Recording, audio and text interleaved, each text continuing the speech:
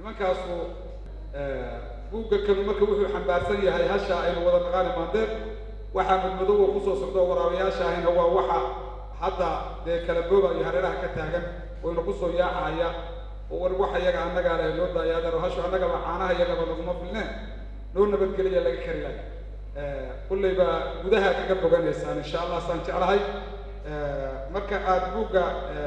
akhrido markaan eegno hordhaca buugga ayaad waxaad ka fahmaysaan ujeeddada loo qoray buugga kan buug wuxuu qoran yahay maasa quraan oo haddaad dhegaysataan ama akhridaanna aad ka helaysaan waxyaabo badan oo maskaxdiina ka guuxay waxaa ka mid a marka aynu raacno habka buuggu u qoran yahay hordhiciisa ayaa inoo tilmaamaya dhibtiyo dooda keentay uurkutaallada haddana beertay murugiyo nuhasho reebtay mahadhada aan geesnaba u socon hadalkaygu wuxuu yahay yaa eelka dhigay haddana reerka gurigaan ku furay misena waraabaha hoggaanka uga dhigay oo ugu qatarsiiyey goobta aan qorayo ilmaheeda dhigan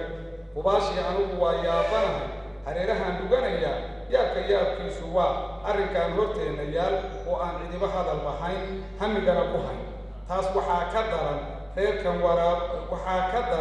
reerkan waraabuhu horgoodayo heeryada u sido tani waa mid su-aal keeni karto gabadha lagu tuuri karo bal hal aan arkaan idin dareensiinayaa saaxiibayaal anigu waxaan arkaa waraabihii haridyaha lahaa oo hantideennii u hankaltaagayo hoydeennii fadhiya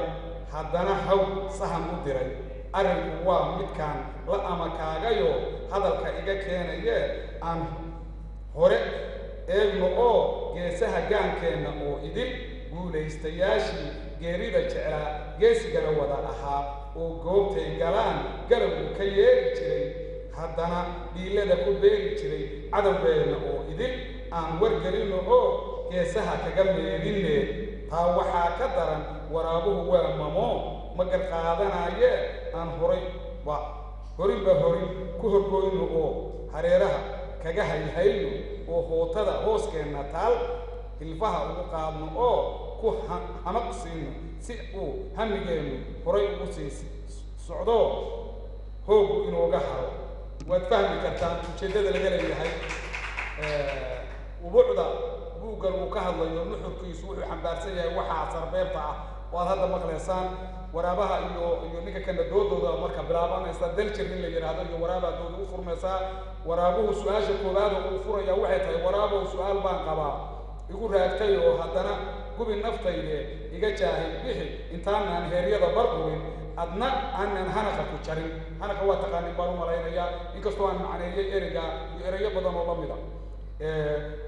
waraabow geyga aan dul joogno oo eebbe inagu dul beeray oo haddana nimcada qayb lagu galladay maxaa saami kuu noqon karo geeshkaagu uu cuni mise kan aan dul joognoba hamigaagu daaran yahay oo hiyigaagu yahay waa su-aashii koowaad oo waraabe la weydiiyey waraabe dood dheer buu furay laakiin doodda uu furay midaynu hadda ka dhammaan karno maaha daljirna waa soo gelayaa buugaad nuxurkiisa kaga bogan kartaan 13 gabay baa ku jira oo laysu tiriyey iyo kuwa iyaguna dheeraada oo uu ka mid yahay gabaygan la yidhaahdo hiil allaan ka sugi baa la dhahaa gabayga waxaa tixdaasaan xoogaad idin dulmaraya hiddi habeenkii waxaan helna qaban waaye hogaha kaliileed waxaan hooska harin waaye habboontaydii waxaan u hagoon waaye harka galay waxaan bustaha ula humbaalay irtifaayada waxaan ugu haliilay hegadii dadaba waxaan uga horbooday hasheenii maandeeq baan arkaa oo holif la hilbeeyey hirinkii caleenka lahaa baan arkaa oo hogasho loo diiday hilinkii caleenka lahaa baan arkaa oo hogasho loo diiday halyeygii maali jiray baan arkaa oo hadowga leefaaya huqiyo ciil baan arkaa inuu la hawsaayo habaar qaabayaashiina horgooda iyo hooga halyeygii maali jirayna dalkale uma daraabeene harug marama hogaamiyeen had iyo jeere hiil allaan ka sugin guga horraantiisa waxa weeyaan waxaan malaynayaa buugga insha allah inaad wax badan kaga bogaanaysaan oo ka ogaanaysaan maandeeq iyo meesha ku dambaysa haddaan usoo noqono buugta kale oo waxbarashada buugga waxbarashada waa afkii soomaaliga habhigaadeedka ciyaalka ayaa waxaan ugu talagalnay inay ku bartaan af soomaaliga sidii habhigaadeedka loo qori jiray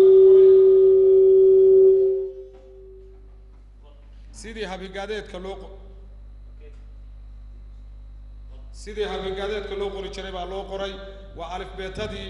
oo dhammaystiran waa erey bixin waa sawiro iyo magacyo wada socda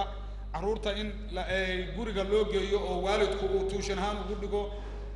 baan rajaynaynaa insha allah bidni illaahi kariim waana muhiim in ciyaalka la baro afkooda hooyo si ay u noqdaan mustaqbalka kuwa dhaqan iyo af ay leeyihiin ku taama buugga kana waa sheeko xariir carruurta ah sawiradiisii buu wataa aad iyo aad sheekooyin aad u macno badan oo macmacaan oo carruurtu ay ka helayso oo sawiradooda wataa oo sawiro la diyaariyey oo loogu talagalay oo dhaqankii xambaarsan weeya aadna kaga bogan doontaan insha allah bidni illaahi kariim buugga haddii la akhriyo oo carruurta afka ay ku baranayaan oo higaadii iyo wixii oo dhan iyo sheekooyinkaas oo dhan nuxur badan bay tarayaan iyo waxyaabo badan oo macno leh ayay u kordhinayaan buuggaasu waa kaa waxaa soo haray buuggaan gacanta ku hayo dadka raba inay wax qoraan oo writer noqdaan ayuu wax badan u kordhinayaa biliijkii isku xiri lahaa ama buundadii qoraha iyo akhristaha weeye ninku intuu cid wax weydiin lahaa qofku inuu isagu uu noqdo qof ka kaaftoomay oo naftiisa ku filnaaday ayuu wax badan u sahlayaa buundaduna kuu samaynaya habkii wax loo qori lahaa waa tusaha hab qoraalka habboon wuxuu ku tusayaa habkaad cilmi baaris u samayn lahayd habkaad cutubyada u kala hormarin lahayd sidii aad u samayn lahayd aad jumlad saxa oo la dhagaysan karo sidii uu kuugu samayn lahaa nuxur iyo dhadhan hadal oo hadhow qofka akhristaa ahi uu u noqon lahaa qof u bogay wixii oo soo raadsaday oo ama ku noqday oo dib u akhriyey inuu dhadhan kuu sameeyana waxay ku xiran tahay sida hab qoraalkaagu yahay qaybaha hab qoraalka saddexda qaybood oo hab qoraalka laysku raacsan yahay oo laysku ictiraafsan yahay buu kaaga tarjumaya oo internationalka waxa Englishka lagu dhaho ama waxa caamka ah oo dadku isku raacsan yahay